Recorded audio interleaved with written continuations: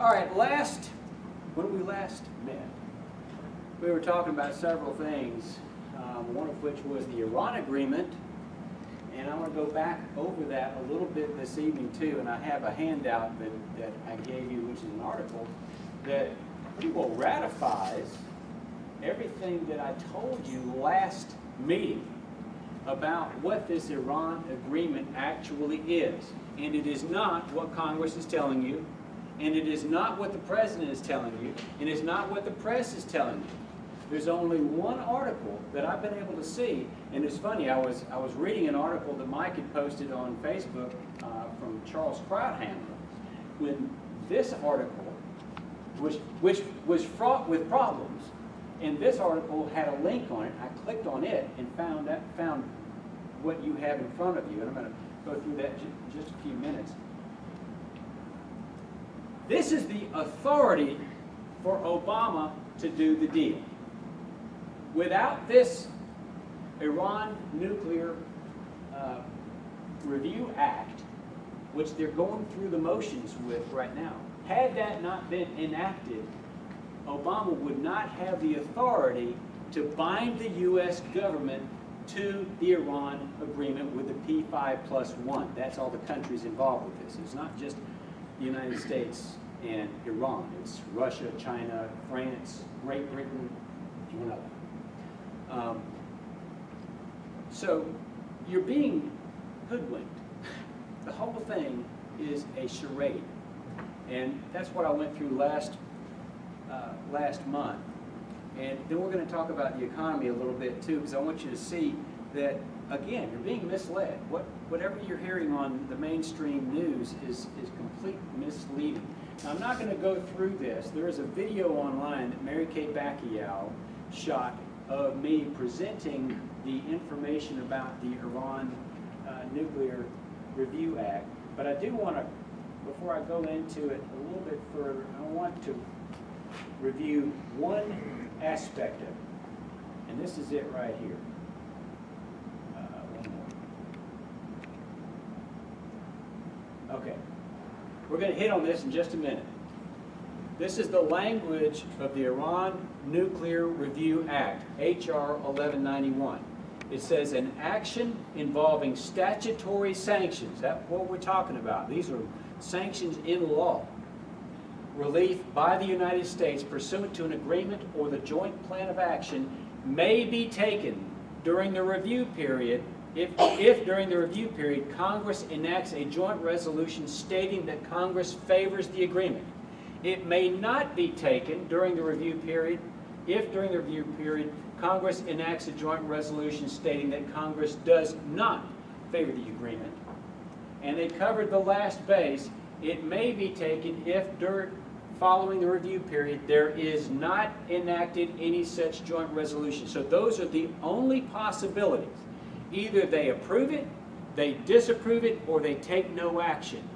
And in each case, either Obama can act and remove the sanctions, or he may not act, but this is subject to veto. So they've got it covered in every way that Obama cannot lose unless the U.S. Congress was able to override a veto. And this is what I want to call your attention. This is in the language of the law. May not be taken if, during the review period, Congress enacts a joint resolution, but may be taken if, during the review period, Congress enacts a joint resolution stating that Congress favors the agreement. So you can have a vote to favor the agreement, which may pass or may not pass, but that vote is carried out underneath this law. That's going to be really important when we get to the point where I'm going to show you a very short video of one of our good legislators, Louis Gohmert, where he's saying that they went into this law.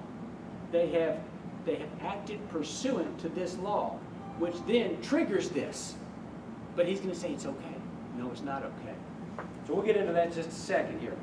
But you can go back and watch the video. It's only like 9 minutes.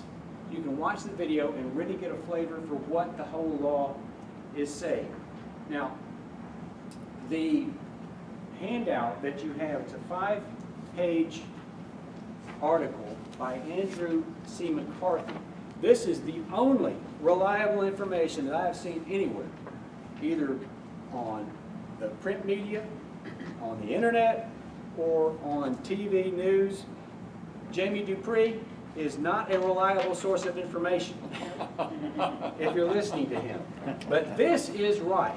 And what this is telling you, I'm going to take you back to page 4 of this document, because there's a lot of words in here that really don't mean much. But this is ratifying everything that I told you last time. Let's see. It says the Corker Law. Anytime they're talking about the Corker Law, that's H.R. 1191. That's what we're talking about. It says, but the Corker Law, this is under about the third paragraph down, the next to last sentence here. It says, but the Corker Law is not just a process for registering disapproval, rigged to guarantee that Obama wins, parenthetically. It is an authorizing statute, exactly what I told you last month. Specifically, when enacted in May, the Corker Law authorized the lifting of the statutory anti-nuke sanctions against Iran, subject to 2 conditions.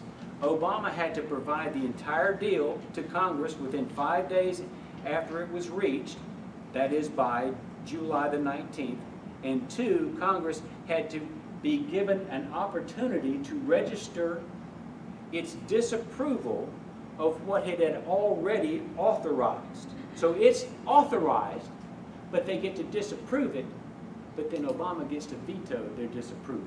That's how this works.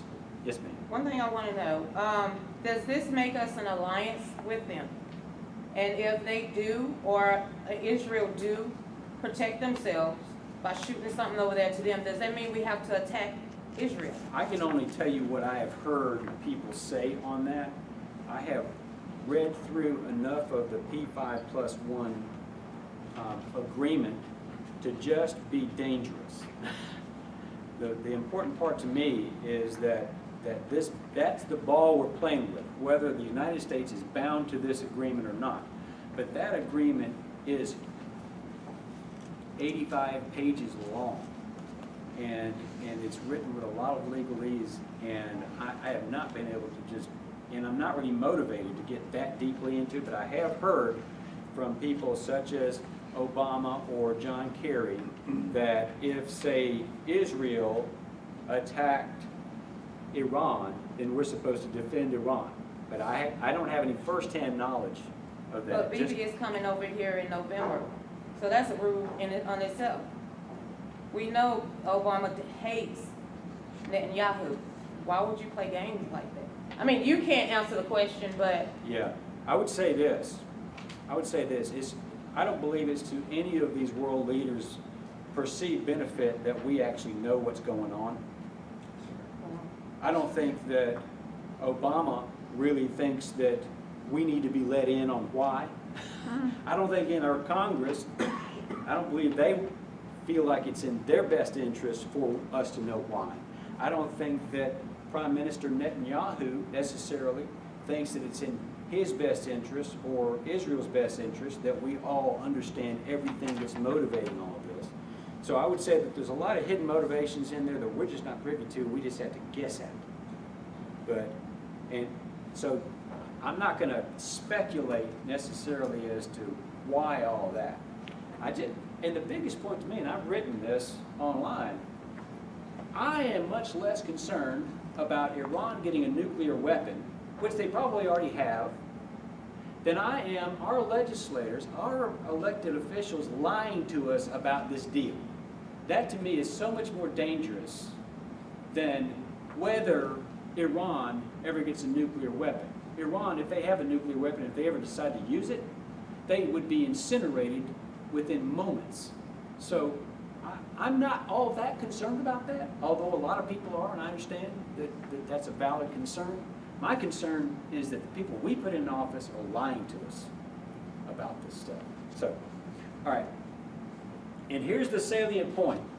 As a matter of law, the anti-nuke sanctions will be deemed repealed by the Corker Law if Obama is deemed to have complied with his obligation to provide the full deal to Congress. Did you get that? He will be deemed to have complied and given them everything is if Congress acts as if he has. And the trigger on that is to make an action under this law. Once the Congress acts pursuant to the Corker bill, they have accepted that Obama has given them everything he's supposed to give them. With the Republicans unable to muster the votes needed to override Obama's veto, as they knew they would be, the disapproval process has no legal possibility of stopping the lifting of sanctions. That's why I've been saying from the day one, this is a done deal. It was done back in May when they passed this. This entire conversation up there is simply fluff. It's a show. This is theater. Theater for the people to believe. I got a question, if, assuming all this, if we understand it is true, why are they doing that? Why are they trying to trick America into thinking that, if the deal may or may not go through, which it probably doesn't really matter from what I understand. McCarthy will speculate a little bit in the first couple of paragraphs to answer that question. For example, they spent 4 decades now, what's 1979, demonizing Iran. Well, the entire country believes that the absolute worst about Iran, based upon that many decades of being fed certain information which may or may not be reliable. So with the entire country feeling that way against Iran, if all of a sudden the Congress, for whatever reason, thinks that this is good for the country, maybe, then they would have to overcome all of that capital that's been built up that would deprive the people of understanding that they're doing the best they can for them. So they have to trick them to doing good for them. Well, I don't know. The P5 plus 1 plus, the P20 we're in is probably already the other countries are just saying, yeah, let's just give Iran back their money and then we're going to just, let it go because we can't stop China, Russia, and the other BRICS countries from selling them nuclear arms, no matter what treaty they sign. That's the way I see it. And if you watch the news daily, like I do, about what happens with respect to the Central Bank of Iran, I have a Google download every day. Anything is a Central Bank of Iran, I get a copy of that article because there's really interesting information about that because it's all about money and about resources. That's what this geopolitical stuff is always about. And so you find out when you read that many articles that there's all kinds of things going on in the background of this supposed nuclear deal that have to do with Iran cutting deals with various countries in the world and various corporations inside those countries. And also cutting deals with the use of those foreign currencies. They've set up a free trade zone that is in a certain geographical area at a port that foreign countries can use their currencies as long as they're listed as the correct currencies to buy and sell Iranian goods. Right. So there's a lot of things going on in the background that have nothing to do with nuclear weapons, but have everything to do with commerce among the P5+1. And so, whereas I can't really answer your question why they're doing this, I just know we're being lied to. And I think that groups like this would be smart to pick up the phone and call the people who represent us and say, why are you lying to us? Now, while I say that, Doug Collins voted against this, At the same time, we've also expressed to Doug Collins' office that we expect for him to get vocal about this. You know, start telling the truth about this. And we have people like Louis Gohmert, who's a great guy, very well thought of in conservative circles and everything else, and I like Louis a lot. But he's playing this game too, and I'm going to show you that in just a few minutes. They're all covering each other. They're not letting, even though Louis voted against it, even though Doug voted against it, everybody's covering for everybody else, so the cat doesn't get out of the bag. That's what it's all about. There's also the element of the military-industrial complex is itching to go to war. They want a war, and Iran is on the list, and they're next. And, you know, if They could be being set up. enter into an agreement, Yeah. which we know they won't comply with, and as soon as they don't comply, oh, now we got to go to war because they Or- violate, and no one thinks that they're going to comply. So it will be easy sell to tell the American people they didn't comply, so now we have to go to war. Or somehow a nuclear weapon just happens to go off in Tel Aviv. Yep. Well, who did it? The Iranians Of course they did. did it. So there's all kinds of possibilities out there, but it's all speculation to determine why. I just know they're being lied to. And that's what got my good about this whole thing, is that we're being lied to, we're being set up. They're treating us like we're a bunch of idiots. And Hank, how did corporate get involved in this? I mean, what brought them? he's just one of the authors of the bill. I know, but it's some Chattanooga, and honestly, Southern guy, what is behind him? You start watching what's going on in Tennessee. Ron put an article on Facebook today. A lot of crazy things going on in Tennessee right now. Tennessee is really under attack. A lot of Islamic things going on in Tennessee and crazy rulings in Tennessee. So I don't know. I don't know Corker that well. I know he's a Was southern. that tied into this, you think? I mean, stuff in Tennessee? I don't know. I really don't know. But what this is, and if please do go through this article when you have a few minutes to try to digest it, because it's really great. What this is a template. This isn't just this. This is the same template. This is a game plan of how to fool the American people to allow the government to do certain things that if they were straightforward about it, people would reject it, would not allow it. So they're tricking the people into believing these things in order to have their way for whatever reasons. And so this is a really good article about that. We've seen not this only this time, but several times. I think you kind of pay attention to this, like the CR Omnibus bill that was passed Yep. without the immigration funding. I believe it was the wrong time to pass it. Yep. Yeah. It didn't never stop never the right time to do the wrong thing. So we're just still, in the dark, about what they're doing. But I'm convinced that they do that intentionally to keep the public from knowing. Yeah, and this is the template. That's the way McCarthy wrote this, so that you can apply the principles that they're using to fool us on this Iran deal to other deals as they go through there. And once you see what they're doing, it's easier to pick it out. So let me finish this one page. It says, if the Republicans go forward with the Corker review process, this would very likely to be legally construed as forgiving Obama's failure to disclose the entire Iran deal. You get that? That is that Obama would be deemed to be in compliance with the authorizing statute's conditions, even though he has not complied. So once Congress acts on H.R. 1191 and takes one of those votes, or maybe convenes to even talk about it and all that, once they go inside of the bill and act according to it, they bought it. That's the point.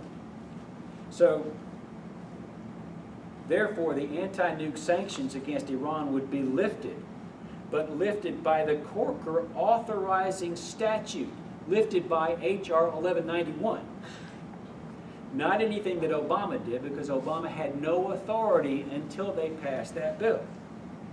The upcoming show vote to feign disapproval, I've been using that word a lot. I don't use that word much, feign.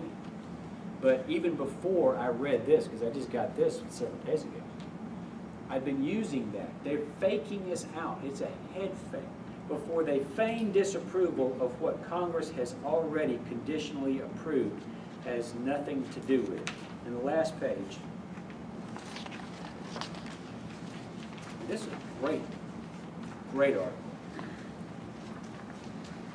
It says the anti-nuke sanctions are statutory. That means that Obama had no authority unless another statute removed the statutory requirements of the previous statute. They can therefore be repealed by statute, such as the Corker Law. And I will add, they were therefore removed by the Corker Bill. Consequently, Republicans must abandon the Corker disapproval process, it's all about process, and pass a resolution explaining to Obama that Obama has failed to comply with a condition that would trigger the rigged process, the duty to provide the entire Iran deal to Congress by July the 19th. If the Republicans fail to do this, they may get their high-profile opportunity to express futile political opposition to Obama's appeasement of Iran, but they will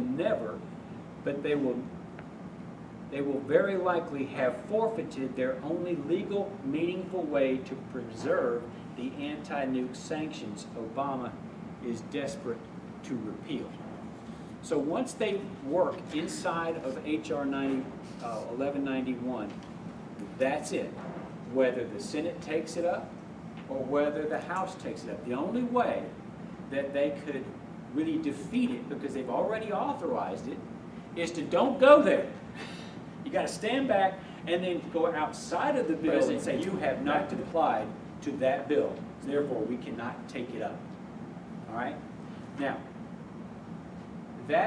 this is the article. You can pull it up online as well, and tomorrow, if you want to, you can send it out to your friends. I'm going to post it on Facebook at the very top of the Lanier Tea Party Facebook page so that you can access it. All right. Senator David Perdue has been in the real thick of all of this, because not only did he vote for H.R. 1191, but he was also one of 8 senators, Lamar Alexander, Dan Coates, Bob Corker, Jeff Flake, Lindsey Graham, Orrin Hatch, John McCain, and David Perdue, who voted along with 34 Democrats to not allow cloture on an amendment back during the votes leading up to H.R. 1191, an amendment that would have put teeth into H.R. 1191. It would have required that Iran do certain things before the sanctions were removed. But they didn't want that in the bill. They wanted the president to be able to remove them and be authorized going forward to remove them. I know this gets in the weeds, but this is how they're tricking us. This is how they're tricking the American people. So David Perdue is in the thick of this. Now, David Perdue just got elected senator. He's got 5.5 more years. People will forget about this in 5.5 years, if we're still here. But they'll forget about this. So obviously, to me, he was picked as one of these people that they needed to get the numbers up over or less than 60 to vote for cloture on this amendment. And that's what he did. And quite rightly, Mark Levine came down on him very strongly. There's a video online that you can look up. He came down on this group very strongly about that.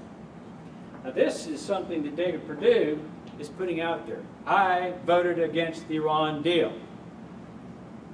This is such a smokescreen. I can't even believe This is so audacious that he's done what he's done, not only voting for the Iran Nuclear Review Act, which authorizes Obama to do this, but then being one of the 8 Republicans that crossed over with the Democrats. And again, I'm not judging the law.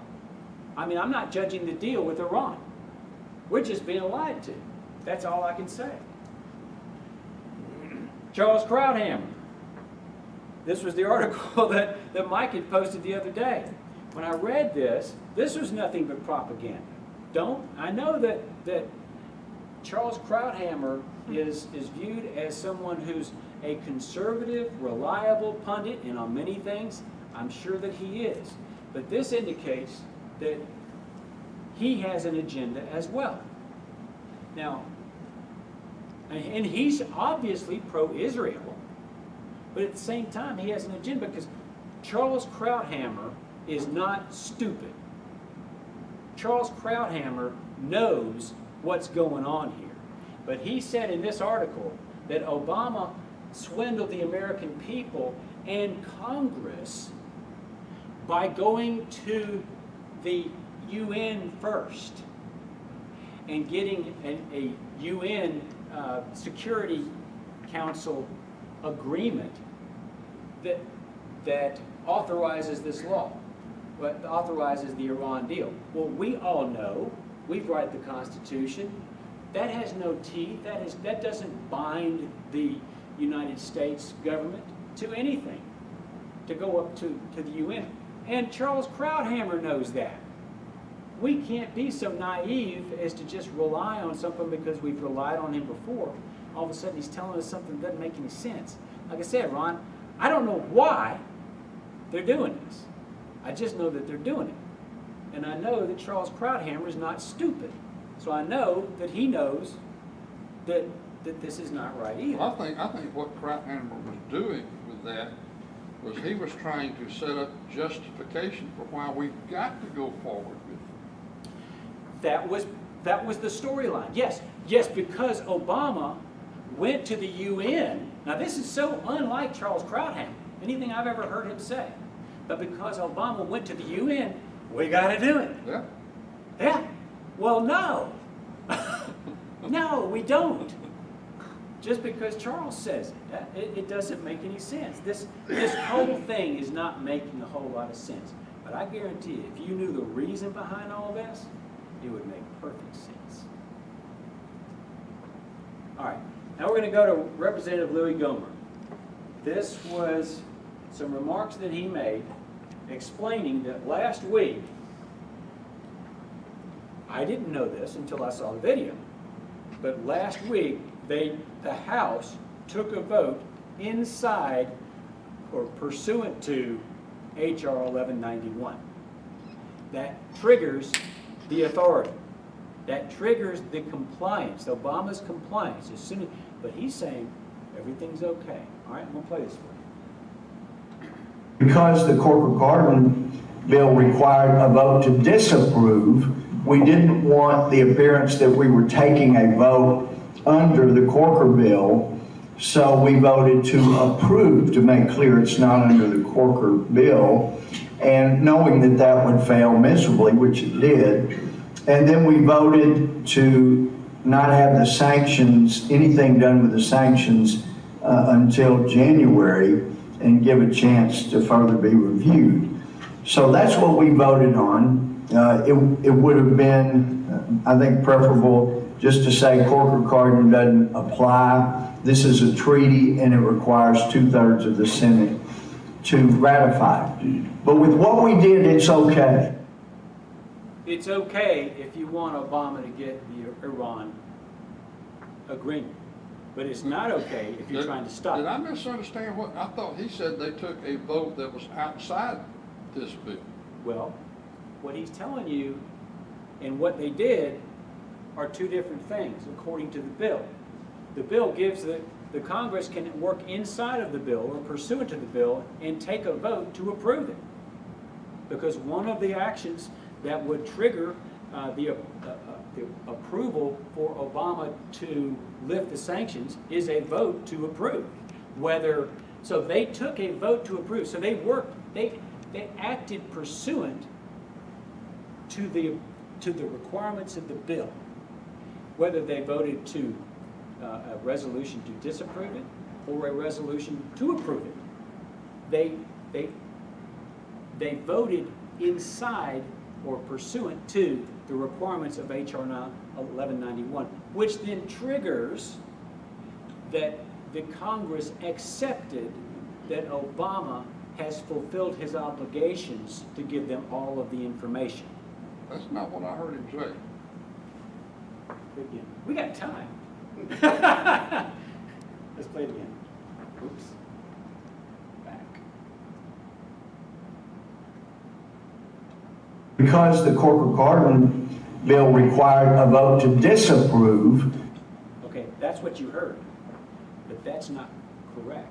The Corker-Cardin bill required that they take a vote to approve or to disapprove or no vote at all. That's what I went through just a few minutes ago. We went through the language.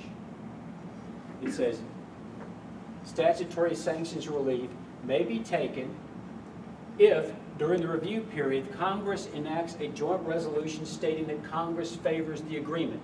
It may not be taken if, during the review period, Congress enacts a joint resolution stating that Congress does not favor the agreement. So you'd have to take a vote to approve or a vote to disapprove. But either one of those votes is a vote pursuant to H.R. 1191. So I don't believe he's telling us really the truth on that. I believe he's telling us that, and he also says, it would have been preferable had we just given them resolution saying you have not complied. Well, that's the only way the only way to really deny him the authority is to tell him you have not complied. But they took a vote under 1191, which then triggers that Congress has accepted that he has applied. That's I what thought I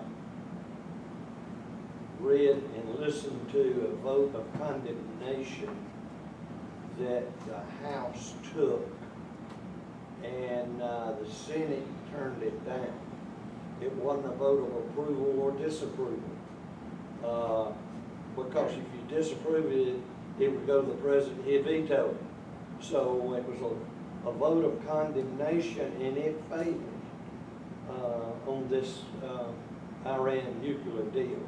And that was about a week ago, I think it was. Now that could have been a vote outside of the requirements of H.R. 1191. It was. Which is what Louis said that they did. No, well, what he's saying that they did and what they really did are two different things. Let's let him finish this. He's saying that H.R. 1191 required a vote to disapprove. No. Yes, it does. But it also requires, perhaps, a vote to approve, because that's what the bill said. There's no differentiation in the bill between a vote to approve or a vote to disapprove. That's why he's playing with the words here. because the Corker-Cardin bill required a vote to disapprove, we didn't want the appearance that we were taking a vote under the Corker bill. So See, what he just said is they're taking a vote that's not under the Corker bill. He's saying that, but the vote That may be his did. understanding of what happened, but, I will always give him the opportunity. I because mean, leadership probably he sold might- it to a lot of people that way. He might think that, but when you read the bill, a vote to approve Right. or to disapprove, there's no differentiation in there. In both of them are votes pursuant to the requirements of H.R. 1191. we voted to approve, to make clear it's not under the Corker bill, and knowing that that would fail miserably, which it did. And then we voted to not have the sanctions, anything done with the sanctions until January. And That's another thing. There's no authority, unless it's in the Corker bill, for them to affect whether Obama could lift the sanctions in January or next January or whenever. because the authority to lift the sanctions is in the Corker bill. There's nothing else that they could do. Well, if they voted that the sanctions can't be removed until January, then that has temporarily negated the Corker bill. No, because the Corker bill's law. Not, well, That's just Congress a sets the law, resolution. so if they voted to do that, they changed the law. Not unless they get the House and the Senate with a signature by the president. Yeah, but he's talking about the vote that was made. No, that was last week, Yeah, that vote. so But the that's not law. the vote he's talking about that they made was outside the Corker bill, but it was defeated. But what I'm saying is that he's saying it's outside the Corker bill, but according to the Corker bill, it's a vote pursuant to the requirements of the Corker bill. Not if they voted on a different bill. No, it's voting for the requirement that's inside the Corker bill. The Corker bill gives, He said they voted on a bill outside the Corker bill. no, he said he did not want to have a vote that would be perceived as being inside the Corker bill. But the vote that they actually took was de facto inside the Corker bill. That's my point. It was a vote pursuant to the requirements of the Corker bill. So I believe that this action was the tacit approval by Congress that Obama has fulfilled, has complied with the Corker bill. And once that has happened, then whether they approve it ultimately, or they disapprove it and get it vetoed, or don't do any action at all, that still triggers the authority. You watch. Either I'll be wrong or I'll be right. If they don't do anything else here, Obama gets his authority because it's already written in the law.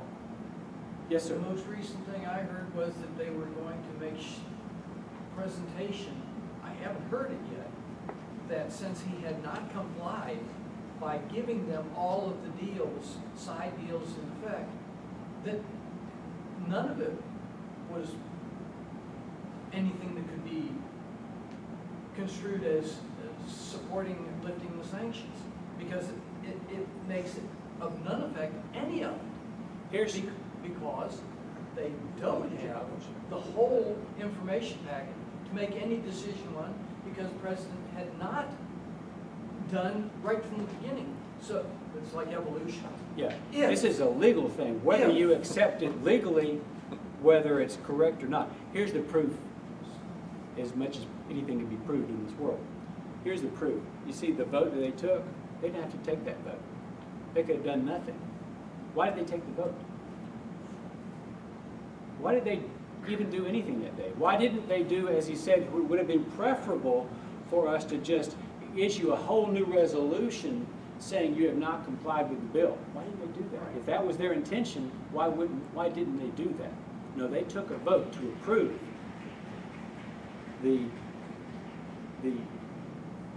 they took a vote to approve the requirements in H.R. 11. It didn't pass, but once they made that vote, they accepted that Obama complied with all of the requirements inside of H.R. 1191. That's, I know it gets in the weeds, but this is how they're pulling the wool over on our eyes. And it is a template. So read that and see if that doesn't make sense to you.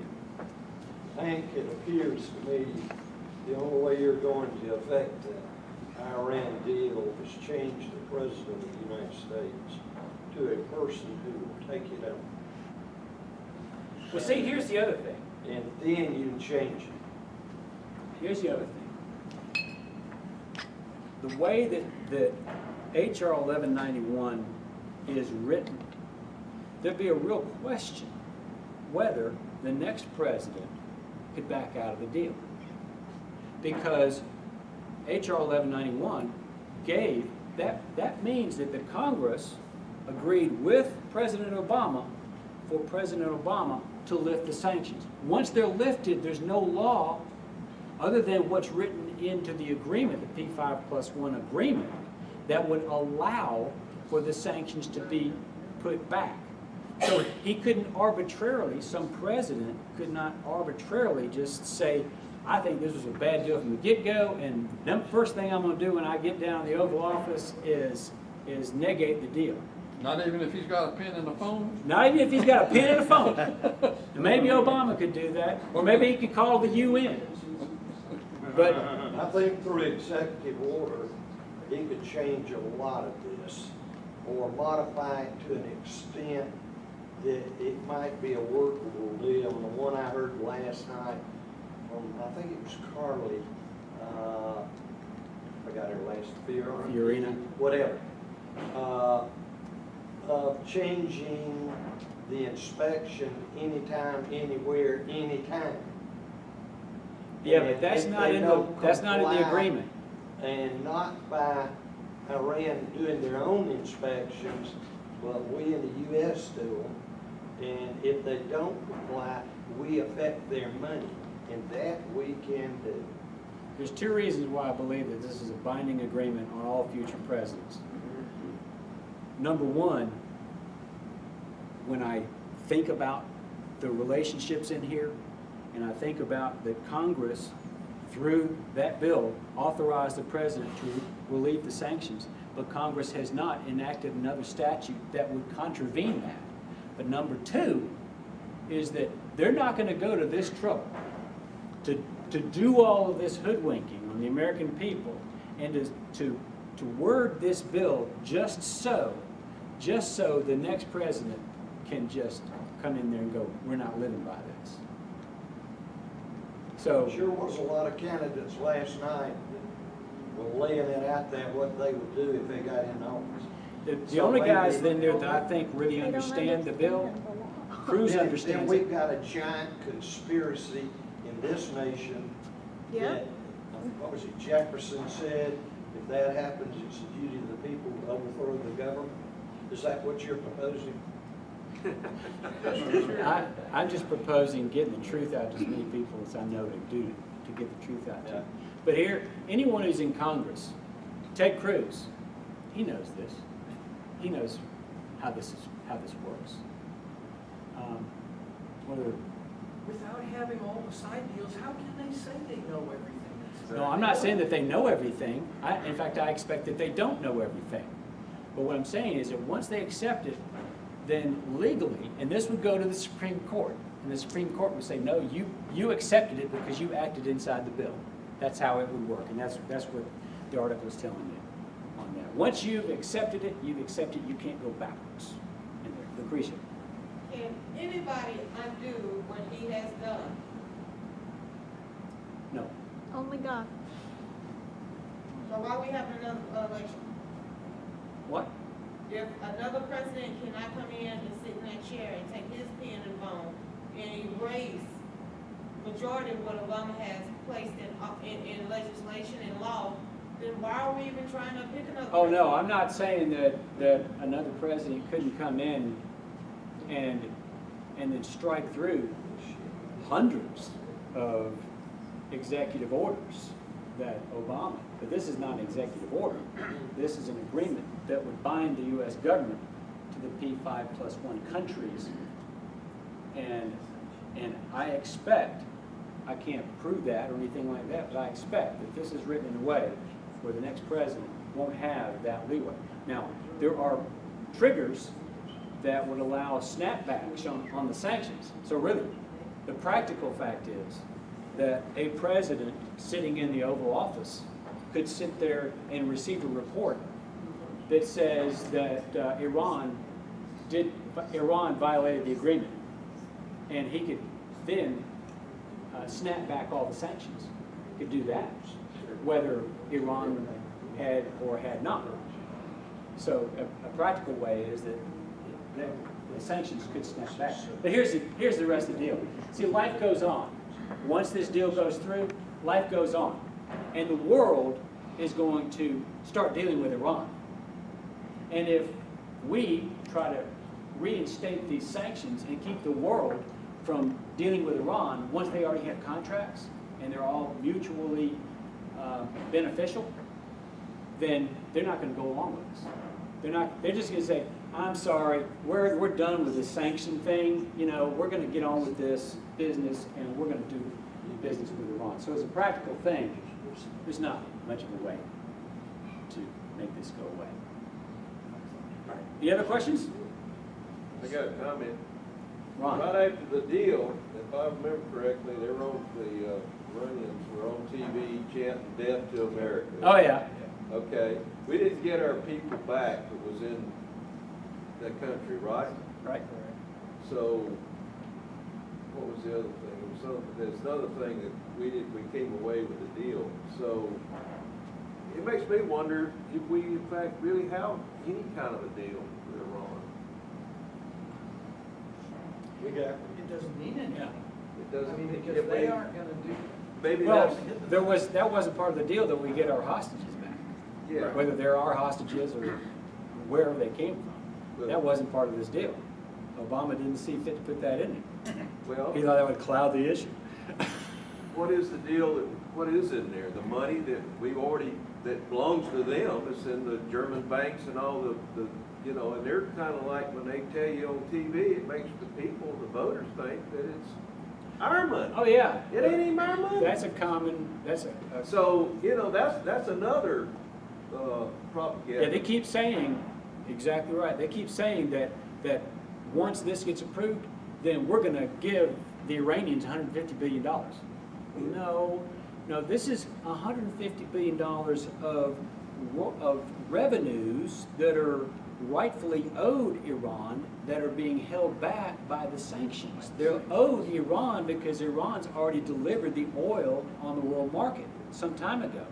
But because the sanctions went on after the oil was delivered, then they never got the proceeds. So it's not like we, the taxpayers, are going to be writing Iran a check. It's just a bonus for, a signing bonus for doing this. It's their money. Well, Rich, and I don't think the Iranians liked us very well. It's because we came in and kind of threw away got their person out of office over there, right? Back several years ago, and then we put somebody else in there, which they got overthrown, and they're back to the regime that they kind of like now. I mean, all this goes back to the 1930s. Yeah, exactly. It's a long history of. And, getting they had wrong. their, and then we did this, and then they did this, and then they did this, so it's one of those things that just goes back and forth. Yeah, that's just the way it is. Anything else on the Iran nuclear agreement?